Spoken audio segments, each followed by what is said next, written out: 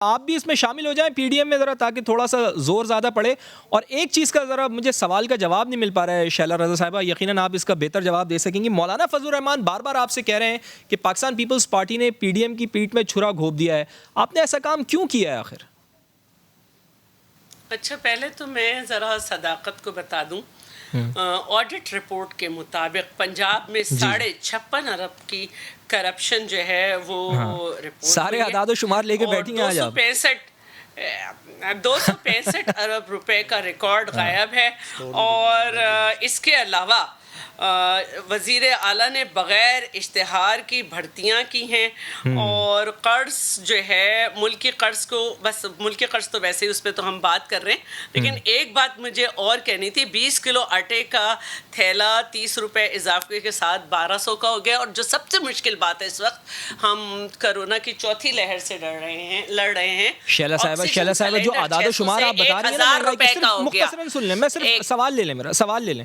آپ جو اتنے اعداد و شمار بتا رہی ہیں نا، مہنگائی ساری آپ کہہ رہی ہیں کہ پاکستان تحریک انصاف کی حکومت بالکل فارغ ہے، تو اس کا بڑا آسان سا موقع تھا آپ کو. آپ پی ڈی ایم میں شامل رہتی ہیں، آپ پی ڈی ایم سے نہیں نکلتی، مولانا کا ساتھ دیتی ہیں، نون لیگ کا ساتھ دیتی ہیں، ان کو گھر بھیجتی ہیں، اللہ اللہ خیر صلی اللہ.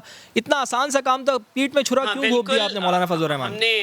ہم نے مولانا فضل الرحمان ہو یا کوئی بھی ہو، اگر یہ سیاست میں اسی طرح منافقت کرتے رہیں گے تو انہیں کچھ حاصل نہیں ہوگا. صبح ایک بیان ہوگا، شام کو دوسرا بیان ہوگا، اور اگلی صبح تیسرا بیان ہوگا، اور پھر دوسرا قائد اس کو بدل دے گا. استعفے خود کیوں نہیں دیتے؟ سیکنڈ لارجسٹ پارٹی ہیں. اگر ایک میٹنگ میں کچھ طے ہو اور اس کے بعد اس کو اس میٹنگ کی سیکنڈ لارجسٹ پارٹی کے جانے کے بعد آپ ایک پروگرام اس کو چپکا دیں کہ ایسا ہو، تو بھائی ہم نے کوئی خیرات میں سندھ حکومت نہیں بنائی ہے. ہماری سندھ حکومت ہے اور ہم ہر سال اپنی سیٹوں میں اضافہ کر رہے ہیں. یہ بالکل لکھا ہوا تھا کہ مناسب وقت میں استعفے کا آپشن استعمال کیا جا سکتا ہے. صحیح ہے. آخری ریبر کمیٹی میں کوئی استعفے نہیں ہوئے تھے. تو اس طرح اگر کریں گے تو کوئی ہم ٹٹ پونجیا پارٹی نہیں ہے. ہماری ایک صوبے میں حکومت ہے، ہمارا فیصلہ ہوگا. جب آپ نے ہمارا فیصلہ مانا، آپ نے دڑار ڈالی، چاہے جیت کے ڈالی ہو. اور یہاں تک کہ شیخ رشید انہوں نے کہا کہ 17 لوگ ہمارے بک گئے، وہ 17 لوگوں نے ہمیں ووٹ نہیں دیا، 13 بکے، اور 13 بکے ہوئے لوگوں سے وزیر اعظم نے اعتماد کا ووٹ لیا جب آپ ہمارے ساتھ تھے. لیکن اگر ہمیں کوئی اس طرح کرے گا تو ہم ساتھ نہیں کھڑے رہیں گے. ہم آپ ساتھ نہیں ہوں گے، اور آپ کا اسلام آباد جانے کا بھی کوئی ارادہ نہیں ہے. بلاول بھٹو زرداری صاحب کا تو ویسے اسلام آباد میں قیام کرنے کا ارادہ ہے، جس طرح ان کی تقریریں ہو رہی ہیں، اور وہ یہ کہہ رہے ہیں مسلسل کہ اگلی حکومت پاکستان پیپلز پارٹی کی ہوگی، پی ٹی آئی فارغ ہوگی، نون لیگ بھی جائے گی. میاں جاوید لطیف صاحب، آپ بتائیں کہ استعفے دے دیں پھر لانگ مارچ کریں؟ استعفے دے کر آئیں گے؟ پاکستان پیپلز پارٹی کہہ رہی ہے، بلاول بھٹو زرداری مسلسل آپ کو مشورہ دے رہے ہیں کہ استعفیٰ ہو اور پھر لانگ مارچ ہو تو اس کا اثر بھی ہوگا، ورنہ کچھ بھی نہیں ہوگا.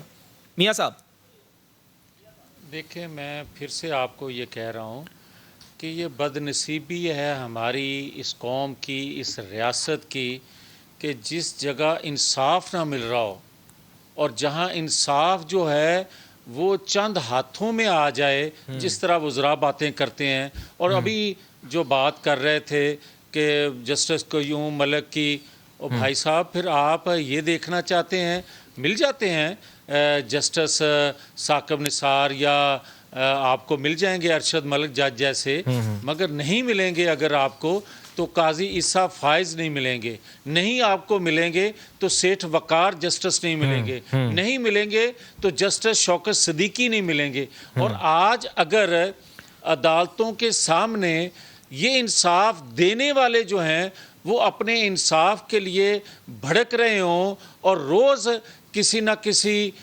کورٹ کے سامنے کھڑے ہوں اپنے انصاف کے لیے، استعفے کا جواب مجھے یہ بتائیں. اور حکومت وقت جو ہے، اور میری بات سن لیں، اور حکومت وقت جو ہے وہ آئے روز نئے سے نئے طریقے ڈھونڈے قاضی عیسیٰ فائز کے لیے کہ ان کو کس طرح دبانا ہے. کیا ان کا قصور ہے؟ ان کا صرف یہ قصور ہے.